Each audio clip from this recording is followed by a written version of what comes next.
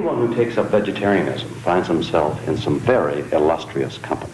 Socrates advocated vegetarianism, as did the Greek mathematician Pythagoras, and the poet Shelley, Albert Schweitzer, the great missionary.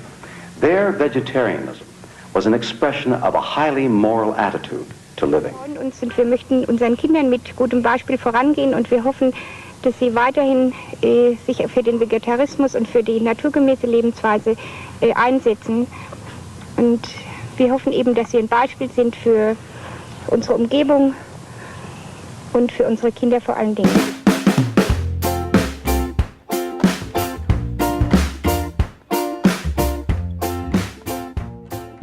I have always been interested in nutrition and dietetics and just things like that. So experimenting with my diet is kind of a fun thing for me to do. And it's also a challenge. I also really like challenging myself. And I think that veganism is definitely a very difficult thing to do. People think of a meat diet as more interesting, but actually it is the plant world that has the variety.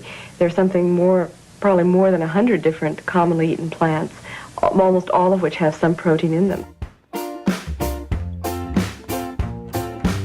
I knew that it was much stricter than vegetarianism, that it required really diving into looking at ingredients and if things were derived from animals instead of just whether it's the meat of animals, and even things made by animals like honey, things like that.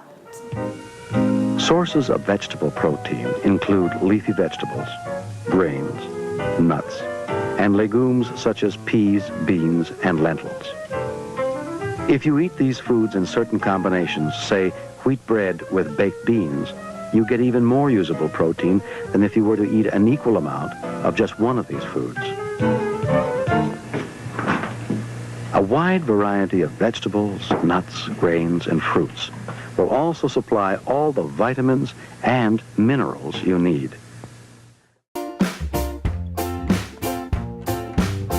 Probably the hardest part is having to work around pre-cooked meals to get the nutrients that you're looking for and to find enough food to eat, really. I mean, tonight I literally had lettuce with vinegar and corn and an apple. So I'm gonna have to try to figure out something else to eat. But other than that, it's not too bad. I mean, a lot of veganism is about eating simply, so it's, you know, you're just trying to keep things as simple as possible, avoiding cravings and all of that. So.